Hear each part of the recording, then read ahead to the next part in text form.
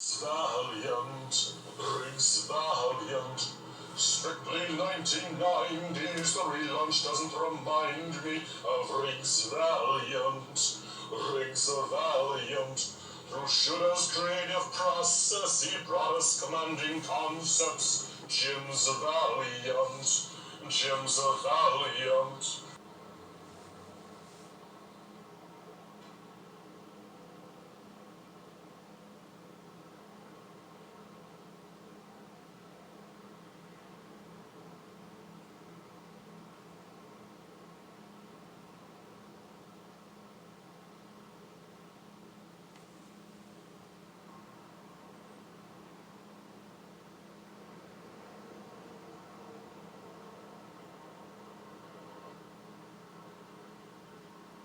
Side, samurai warrior, long ago died. Now he's Shikuru, Shikuru, my, he's a demon samurai. Who's the guy who had to die? Shikuru. Hey, this is the Rai hardcover. This came out in 2013. This is a collection of Rai 1 through 8 by David Michelini, Joe St. Pierre, and Peter Grau. This was the continuing adventures of Rai. It doesn't include issue 0.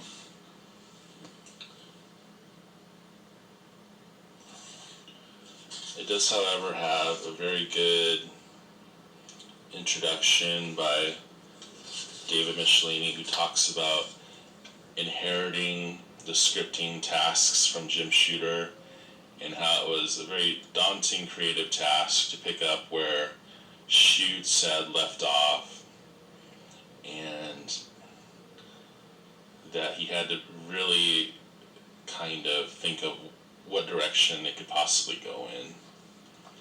But before that, we had these first 4 Rai books that were companion books to Magnus Robot Fighter 5, 6, 7, and 8. These are a flip book. And before I go any further, I just want to mention that a channel I really admire, a content creator I've followed for years, named Chycho, Chycho. Not only did he do a reading for this story right here, for Rai 1, but he also did one of my favorite read-throughs, word for word, with Rai 0, which was really phenomenal. So high in quality and just everything. Production, sound, everything. So I'll provide a link for both his reading of this book here, Rai 1, and also the Rai 0. So this story opens in 4001 Japan, where this old Rai is conducting a monologue with grandmother, who is kind of the protector of this civilization.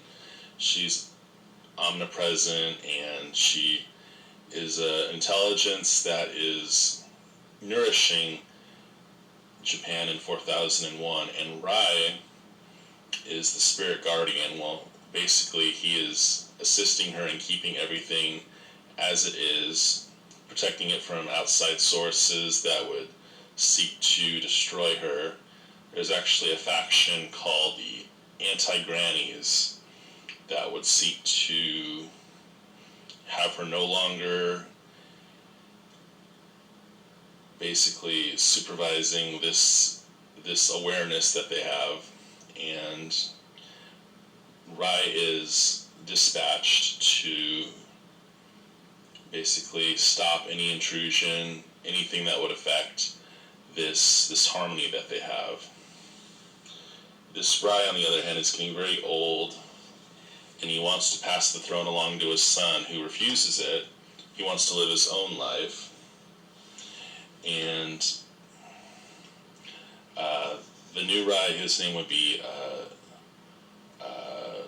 Toru, and so he's basically having this conversation with grandmother about how he wants to pass the throne, but meanwhile she's alerting him that in one of the sectors there's a V-Rob invasion from the anti-grannies, and he basically can travel through her neuroweb to the different areas and pinpoint exactly where the conflict, where the attack is. He goes straight to it and stops the invasion. He has the power to basically use energy to create weapons. In this case, it's a staff, although grandmother would have preferred a sword.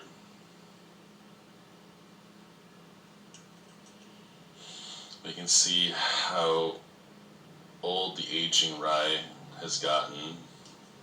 And then we switch over to Akasaki Island, where Toru is basically nurturing his little son, little baby Takashi, and we meet his wife Kazuyo, and she's basically saying how she doesn't want for him to be the new Rai. She wants to protect her son, even though it is kind of inevitable that this boy Toru, this now young man, was trained, and he has it in his ancestry that this thing is catching up with him, and he's summoned basically to go where grandmother is instructing him, and he's going through the neuroweb, and he finds his father gravely injured. And his father is basically instructing him that the time has come, you have to carry on the lineage. There's really no choice anymore. You can't live on your island with your wife and young son. This is something that you have no choice to do. He actually even goes to strike his son, but proving his point,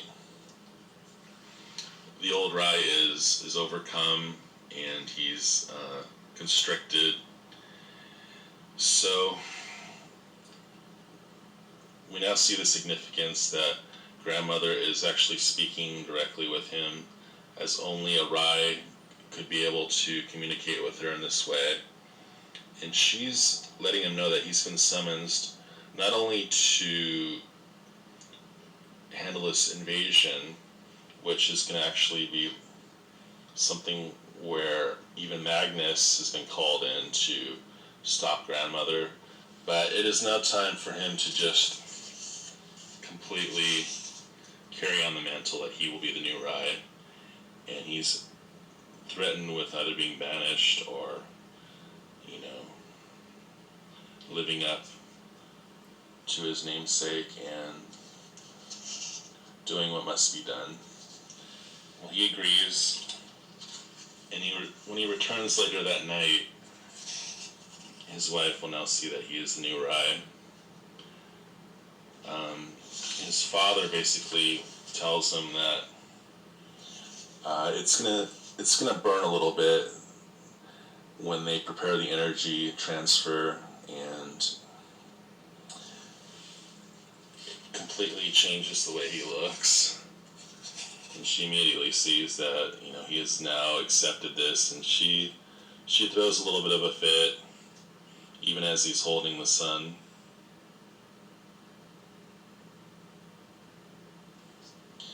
And it is at this point that we kind of realize that when she was picked by grandmother to be his suitorette, that grandmother didn't carefully enough screen her, and that she actually is an anti-granny. So Rai is attacked, protects his son from the V-Robs. Jumping out of their home, he uses the energy to create 2 shurikens, which he quickly handles the V-Robs with.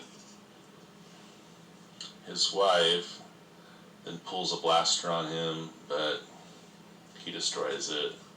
And now he's left his home on the island, and he's even handed over his son to grandmother, and he now is pondering upon a sunrise just as his father had at the beginning. So, we'll jump into book 2 real quick.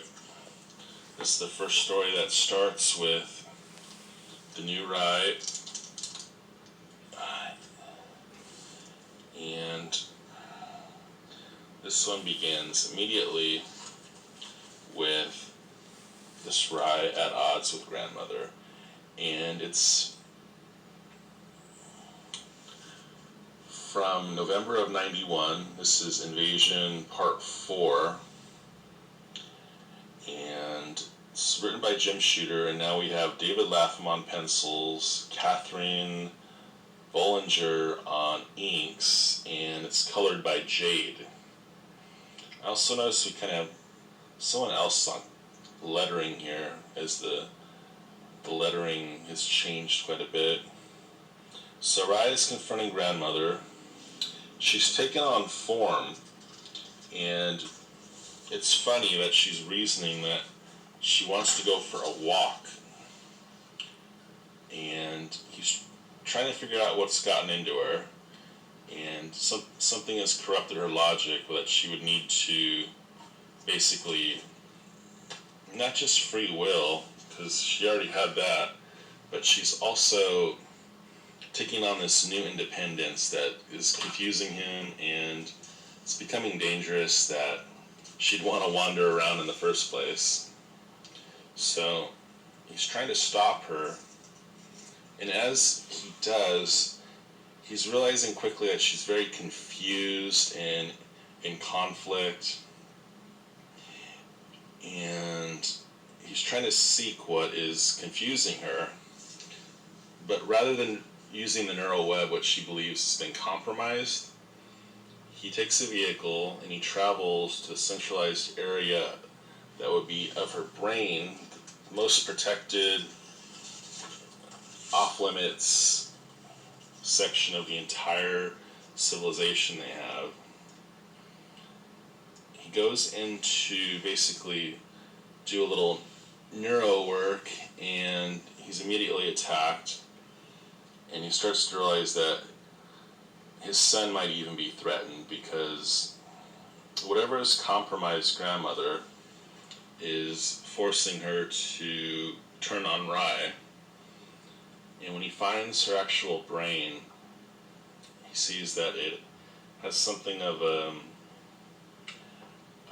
like a techno tumor, and her thoughts have been muddled, and she is very defensive. She doesn't want this removed, so she starts conjuring up these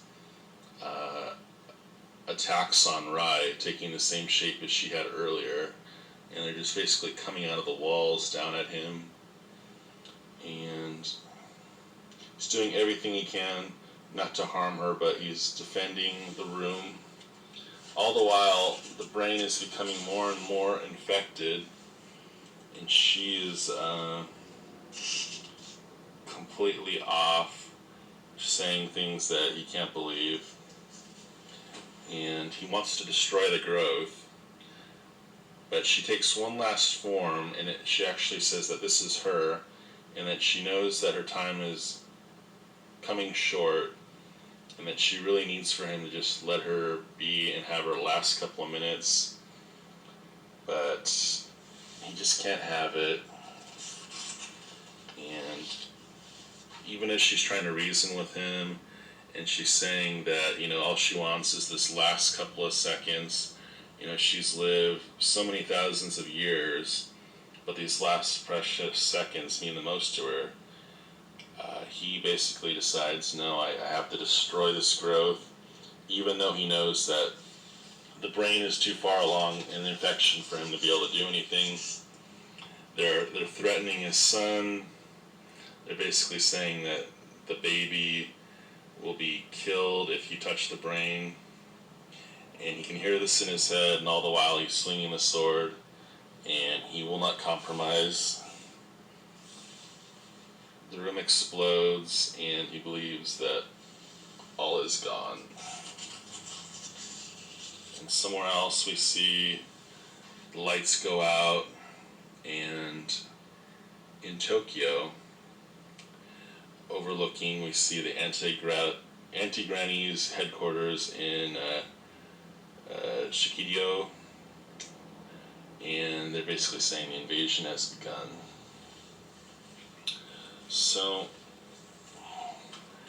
we see that later on Magnus will be brought in, and Rai continues to defend his home, and we even learn that the civilization, which we had known as Japan, it takes the shape of, just do a quick flip through in here, it goes on to take the shape of a cybernetic dragon that's basically inverted itself into like a planet. So anyway, it's one of my all-time favorite series. I really came to understand it a lot better after watching Chycho's videos, because it is very high science fiction, and the more I get into it, the more I understand it a little bit more, the more I realize just what an idea Shooter had. So anyway, thanks for watching. Take care and enjoy the rest of the video.